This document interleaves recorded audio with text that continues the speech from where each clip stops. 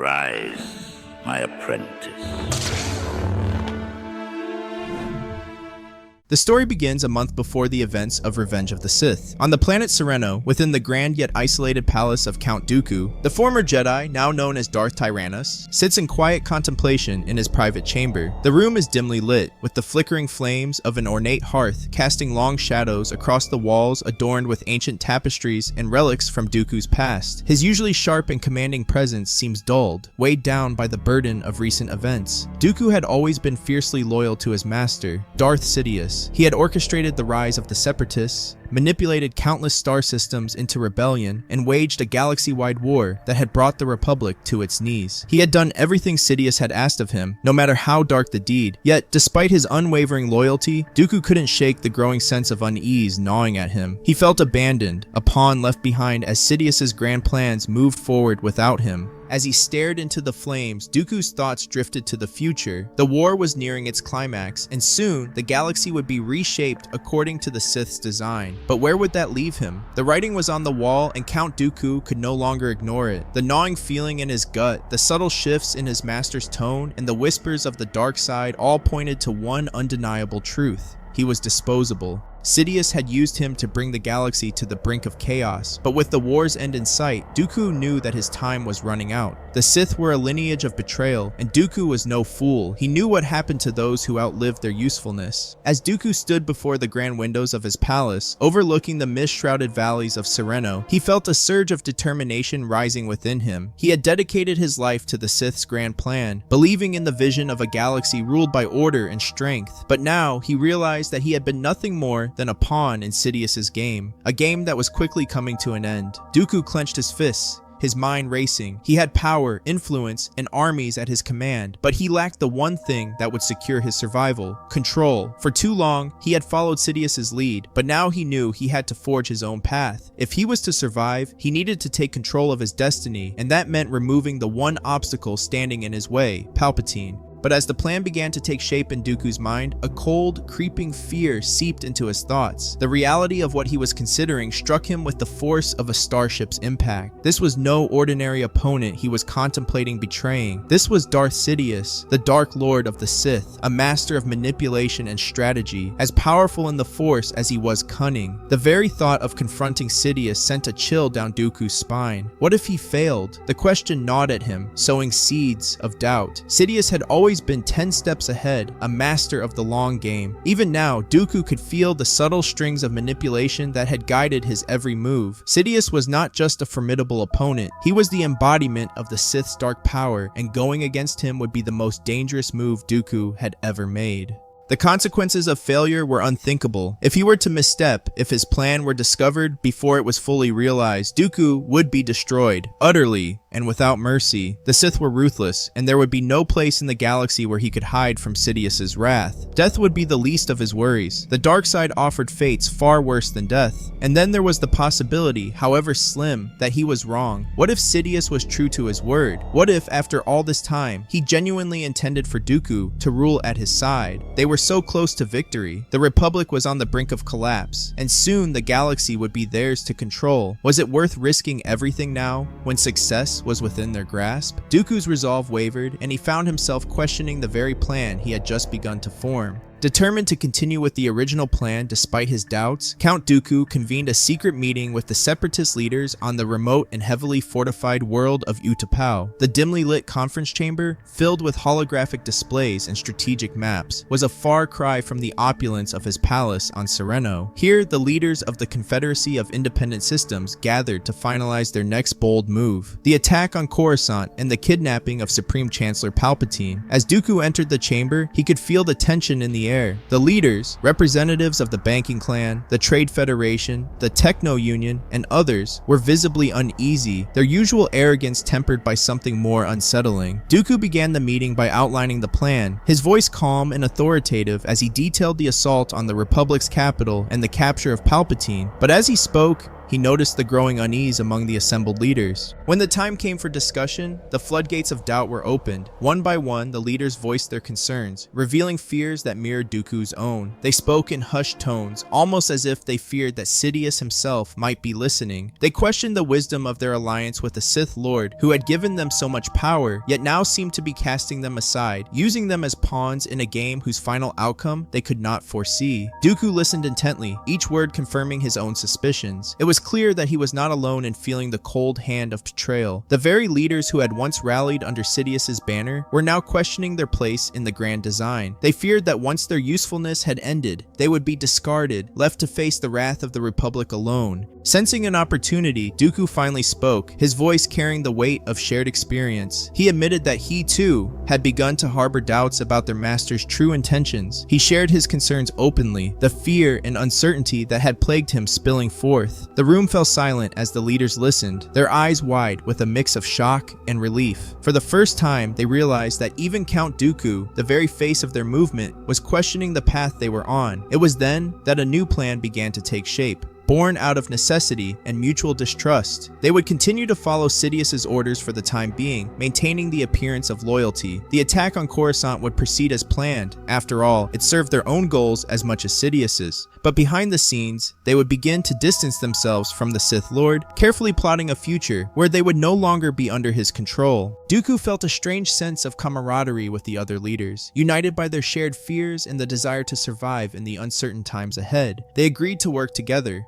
to keep their doubts hidden from Sidious, and to prepare for the day when they would break free from his influence. As the days before the Battle of Coruscant dwindled, Count Dooku found himself consumed by the necessity of his next move. The plan to kidnap Chancellor Palpatine was well underway, but Dooku's mind was fixated on a far more dangerous objective, defeating the Dark Lord of the Sith himself. The question that haunted him day and night was simple yet terrifying. How could he, a mere apprentice, hope to overthrow his master? Palpatine's power was undeniable. He was not only a master of the dark side, but also the architect of the galaxy's descent into chaos. His influence stretched far beyond the Sith, infiltrating the highest echelons of the Republic and the Separatists alike. Even now, with Dooku and the Separatist leaders beginning to distance themselves from Sidious, the shadow of his influence loomed over everything they did. Dooku spent long hours in meditation, seeking the guidance of the dark side, hoping it would reveal the path to victory. But each time he delved into the Force, he was met with only uncertainty. Palpatine had trained him well, teaching him to harness the dark side, to use it to bend others to his will. Yet, he knew that Sidious had always kept the deepest secrets of the Sith to himself. There were layers to Palpatine's power that Dooku had never been allowed to see, and this knowledge gnawed at him. The Battle of Coruscant unfolded exactly as planned. The Separatist fleet, under the command of General Grievous, launched a massive assault on the Republic's capital, catching the Republic forces off guard. Amid the chaos, the daring kidnapping of Chancellor Palpatine took place, with the Chancellor being swiftly whisked away to the Separatist flagship, the Invisible Hand. Dooku watched the events from aboard the ship, his mind focused not on the battle raging outside, but on the private meeting he had arranged with Grievous. In the dark, industrial corridors of the Invisible Hand, Dooku and Grievous met in secret. The cyborg general, towering over Dooku with his hulking frame and mechanical limbs, regarded the Count with suspicion. Grievous was a weapon, a relentless force of destruction, but he was not without his own ambitions. He had served Sidious and Dooku loyally, but the thought of his own future had begun to weigh heavily on him. Dooku wasted no time, his voice low and persuasive as he began to speak.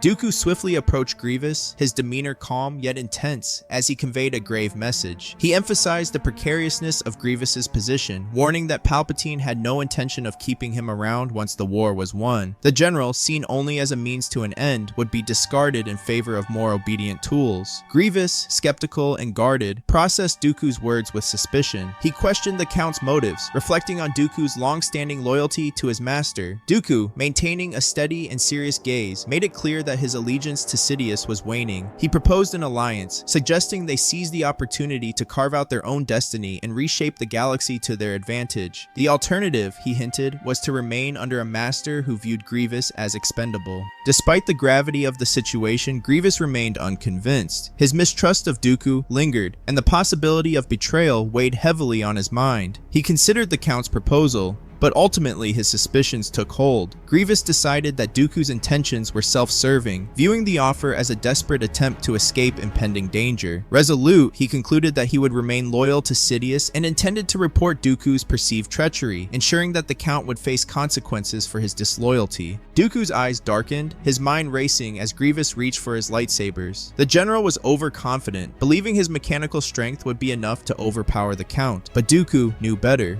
Grievous was a formidable warrior, but Dooku had trained him. He knew every move the general would make before he made it. The duel erupted with a clash of lightsabers, the sound of energy crackling through the air. Dooku fought with precision and skill, but it was clear that Grievous's enhancements made him a relentless opponent. The general pressed the attack, forcing Dooku to retreat as the battle intensified. Dooku could feel the strain. Grievous's speed and power were almost overwhelming, and for a moment, it seemed as though the general might overpower him. But Dooku had something Grievous did not, the Force. With a surge of dark energy, Dooku extended his hand, fingers crackling with blue lightning. The lightning shot from his fingertips, striking Grievous's mechanical body. The electricity coursed through the cyborg, frying circuits and causing his body to spasm uncontrollably. Grievous staggered, his mechanical limbs malfunctioning, sparks flying from his joints as he fell to his knees. Dooku did not hesitate. With a swift, precise motion, he brought his lightsaber down, decapitating Grievous in one clean stroke. The general's head fell to the floor with a metallic thud, his body slumping lifelessly. As the echoes of the duel faded, Dooku stood over the fallen general, breathing heavily. The battle had taken its toll, but he had won. Grievous was no longer a threat, and with his death, one more obstacle had been removed from Dooku's path to ultimate power.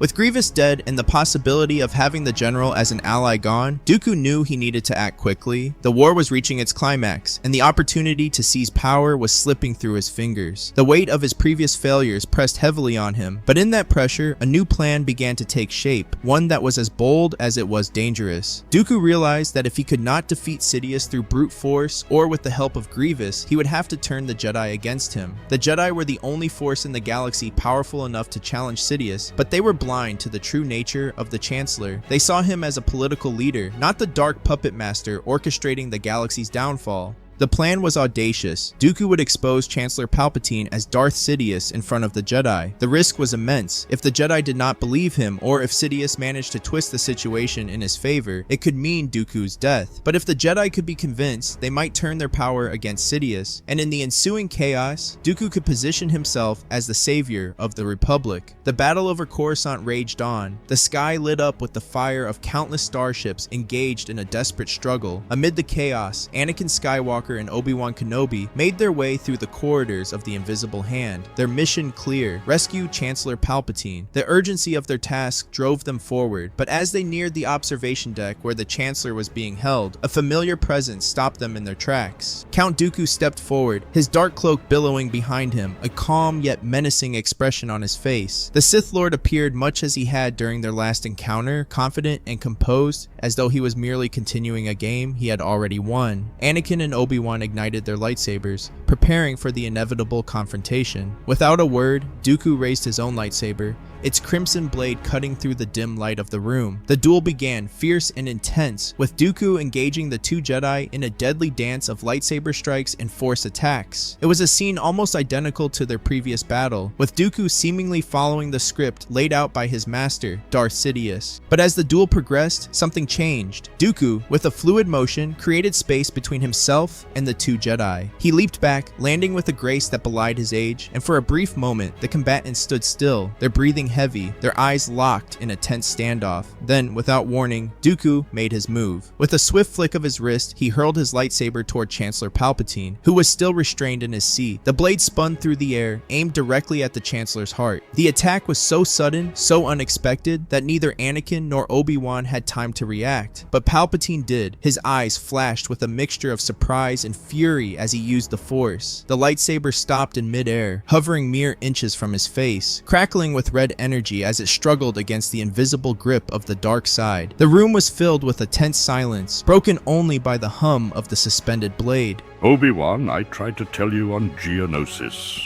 The Republic is under the control of a Sith Lord, and here he stands before you, Chancellor Palpatine, the very man you have sworn to protect. Obi-Wan's eyes widened in shock, the revelation hitting him like a physical blow. Anakin too was momentarily stunned, his gaze shifting between Dooku and the Chancellor. The truth, long hidden, was now laid bare before them, and the implications were staggering. Palpatine's face twisted with a snarl as he realized the gravity of the situation. He had been exposed, and there was no going back. The game was over, and the only path left was one of destruction. With a burst of dark energy, he freed himself from the binders that strapped him to the chair. The metal restraints clattered to the floor as he rose, his once feigned helplessness replaced by the full menace of the Dark Lord of the Sith. Without a word, Palpatine summoned 2 lightsabers from his sleeves, the crimson blades igniting with a snap hiss. His yellow eyes glowed with malevolent intent as he lunged at Dooku, his movements a blur of lethal precision. Dooku, weaponless and momentarily vulnerable, sprang backward with agility, narrowly dodging the vicious strike. Anakin and Obi-Wan, driven by instinct, joined the fray, their lightsabers clashing with Palpatine's in a desperate attempt to defend themselves. But the Chancellor was a force of nature, his attacks fueled by the dark side, moving with a speed and ferocity that neither Jedi could comprehend. It was as if the air itself bent to his will, propelling him forward in a relentless assault. Within moments, Palpatine landed a powerful blow on Obi-Wan, sending the Jedi Master crashing to the ground. Obi-Wan's lightsaber skidded across the floor as he struggled to regain his footing,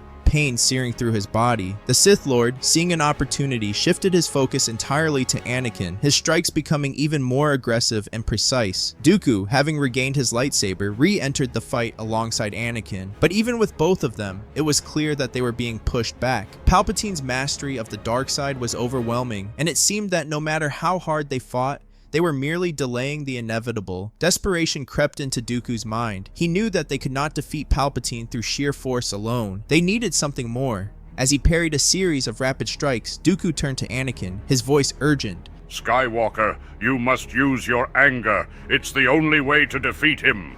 It was Palpatine, the man you looked up to as a father, who ordered the death of your mother. He orchestrated the attempts on Padme's life. He's manipulated you, used you for his own ends. The truth, combined with the intensity of the battle, ignited a fire within Anakin. His anger, long suppressed, surged to the surface. He felt the dark side begin to seep into his consciousness, and with it, a power he had never fully tapped into. His senses sharpened, the world around him slowing down as his connection to the Force deepened. Anakin's attacks became more powerful, more precise, as he unleashed the full extent of his fury. His lightsaber moved with a speed and ferocity that rivaled Palpatine's own. Dooku, sensing the shift in power, matched Anakin's pace, the two of them now working in perfect tandem against their former master. Palpatine's confidence began to waver as he realized the full extent of Anakin's potential. The young Jedi's power was growing exponentially, faster than either he or Dooku had ever anticipated. The fight that had once seemed so hopeless now began to shift in their favor.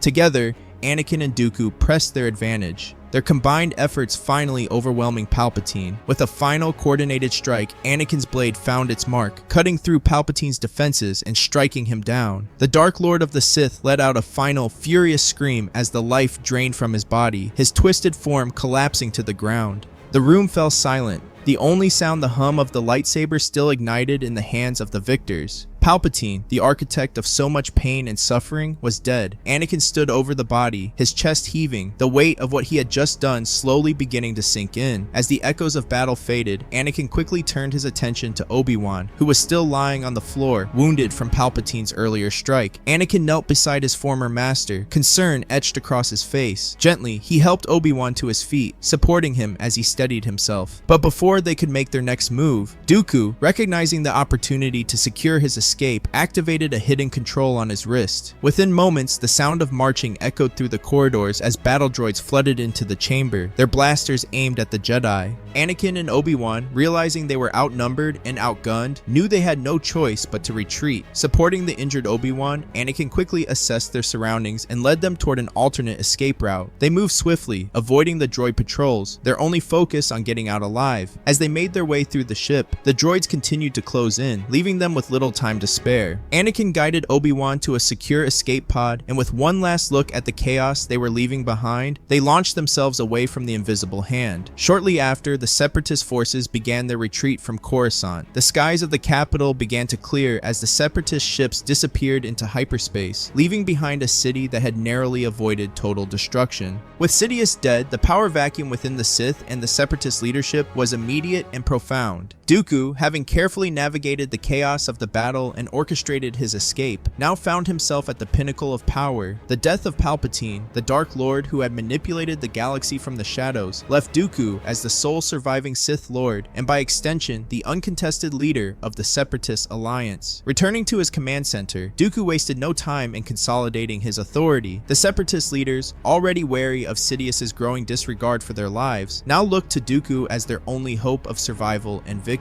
The news of Sidious's demise spread quickly through the ranks, and with it, a new sense of purpose took hold among the Separatist forces. The Battle of Coruscant was a turning point in the war, a conflict that brought the reality of the galactic struggle to the very heart of the Republic. For the first time, the people of the core worlds felt the full weight of the war, witnessing firsthand the destruction and chaos that had, until now, these people only read about the war on the HoloNet. And with the death of Chancellor Palpatine, the Republic was thrown into disarray. The Republic, already strained by years of conflict, now faced an unprecedented crisis. Without a strong leader at the helm, the Senate was paralyzed by infighting and indecision. The death of Palpatine created a power vacuum that no single senator could fill, leading to a fractured and disjointed government. The morale of the Republic's citizens and soldiers alike began to wane as the war, once a distant concern, now threatened their very doorstep. Meanwhile, Dooku, now in full control of the Separatist alliance, wasted no time in capitalizing on the Republic's turmoil. He ordered the Separatist war machine to ramp up production of battle droids to an unprecedented level. The droid foundries on Geonosis and other Separatist-controlled worlds operated around the clock, churning out vast armies at a pace that the Republic could not hope to match. The Republic's reliance on clone soldiers became its Achilles' heel. The production of a single batch of clones took nearly a decade, a timeline that was simply unsustainable in the face of the Separatists' growing might. The Kaminoan cloning facilities, already stretched to their limits, could not produce troops fast enough to replace the heavy losses suffered in battles across the galaxy. In stark contrast, the Separatist droids took mere hours to produce, allowing Dooku to deploy fresh units wherever they were needed, overwhelming the Republic's defenses through sheer numbers. Financially, the Republic was on the brink of collapse. The cost of producing and maintaining a clone army was astronomical, and the war had driven the Republic into massive debt. With no end in sight and resources dwindling, the Senate faced increasingly difficult decisions: raise taxes, cut public services, or find some other way to fund the war effort. Each option only served to deepen the divisions within the Republic, further eroding the unity that had once held it together. As the Separatist droid armies grew larger and more numerous, the Republic's forces found themselves increasingly outmatched. Battles that once would have ended in victory were now turning into desperate struggles for survival. The tide of war had irrevocably turned in favor of the Separatists. Under Dooku's leadership, their droid armies continued to grow in number and strength, overwhelming the Republic at every turn. The Republic, once a beacon of stability and power, was now crumbling under the weight of financial strain and relentless military defeats. The impact of the war was felt in every corner of the galaxy, but nowhere was it more acutely experienced than within the core worlds. Even the wealthy elite, who had long remained insulated from the war's hardships, began to feel its effects. The economic devastation rippled through the core worlds, causing businesses to collapse, investments to falter, and the security that had once been taken for granted to vanish. The war was no longer a distant conflict. It was now a daily reality, bringing fear and uncertainty to the doorsteps of even the most privileged citizens of the Republic. Despite the clones' superiority in skill and strategy, their ability to win individual battles could not translate into overall victory. The sheer number of battle droids produced by the Separatists was too overwhelming. Each victory won by the clones was quickly overshadowed by another wave of droids, fresh from the factories and ready to fight. The Republic's forces were stretched thin, and their resources depleted beyond recovery. The financial burden of the war, already unbearable, finally caused the Republic to collapse. The cost of sustaining the clone army, coupled with the immense debt incurred by the Senate's increasingly desperate attempts to fund the war effort, brought the Republic to its knees. With no other options left, and facing the inevitable, the Republic surrendered to the Separatists.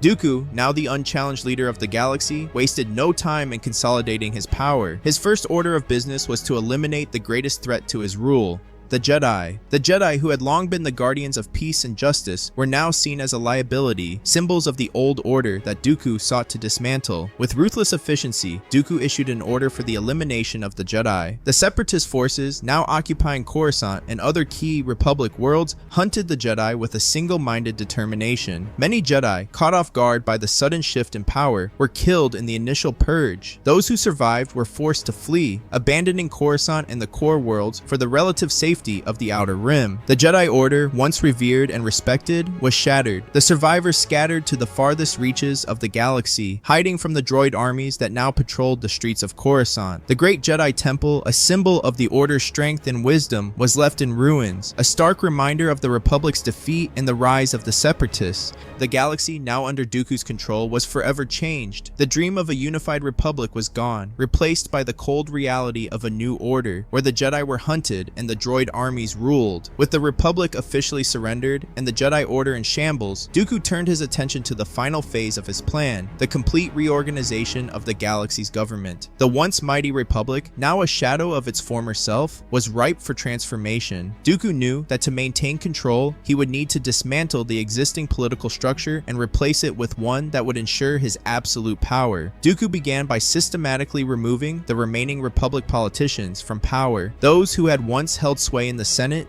the voices of democracy and diplomacy, were either exiled or executed, depending on their level of resistance. In their place, Dooku installed loyal Separatist politicians, those who had supported the Confederacy from the beginning and who now saw their allegiance rewarded with positions of authority. The transition was swift and brutal. The Senate, once the heart of galactic governance, was dissolved, its vast chamber left empty and silent. In its place, Dooku established a new governing body composed entirely of his trusted allies and advisors, many of whom were the same leaders who had guided the separatist movement during the war. With his political rivals eliminated and his supporters in key positions, Dooku began the reorganization of the government. The galaxy was no longer to be ruled by a republic, a system that had proven too weak and corrupt to withstand the pressures of war. Instead, Dooku declared the formation of a new empire, one that would bring order and stability to the galaxy under his rule. This new empire was built on the principles of strength, control, and obedience. The separatist leaders, now elevated to positions of power within the imperial structure, oversaw the various sectors of the galaxy, enforcing Dooku's will with an iron fist. The droid armies, ever loyal and unyielding, ensured that any resistance to the new order was swiftly crushed. With the galaxy firmly under his control, Emperor Dooku ushered in a new era of harsh rule, all in the name of peace and stability. The war-torn worlds of the former Republic were now subject to the iron grip of his empire, where dissent was crushed and obedience was enforced without mercy. The dream of a just and fair galaxy had been replaced by the cold reality of Sith domination. In his vision for the future, Dooku abandoned the ancient Sith tradition of the rule of two. He saw the potential for greater power in numbers and began to train a new Sith order, an elite group of dark side warriors who would enforce his will and secure the Empire's dominance for generations to come. These new Sith were drawn from across the galaxy, handpicked for their strength, ambition, and loyalty to Dooku. Under his tutelage, they would become the enforcers of his empire, ensuring that his rule would go unchallenged. As the galaxy fell deeper under the shadow of the Sith, hope seemed all but lost. The Jedi Order, once the guardians of peace, was nearly extinct, its members scattered and in hiding. But among the surviving Jedi there remained a flicker of hope, a belief that the prophecy of the Chosen One had not yet been fulfilled. Anakin Skywalker, the Chosen One, still lived. Though the galaxy had fallen into darkness, the Jedi believed that Anakin held the key to restoring balance to the Force. In the far reaches of the galaxy, hidden from the eyes of the Sith, the surviving Jedi clung to this hope. They continued to train, to resist, and to wait for the day when the Chosen One would rise and challenge the Sith. The galaxy was now in the grip of a powerful and ruthless emperor, but the story was not yet over. As Dooku's new Sith Order grew in strength and the Empire tightened its hold, the embers of rebellion still smoldered. The Jedi, though few in number, had not given up the fight. The Chosen One, destined to bring balance to the Force, was still out there, and as long as he lived, so too did the hope for a better future.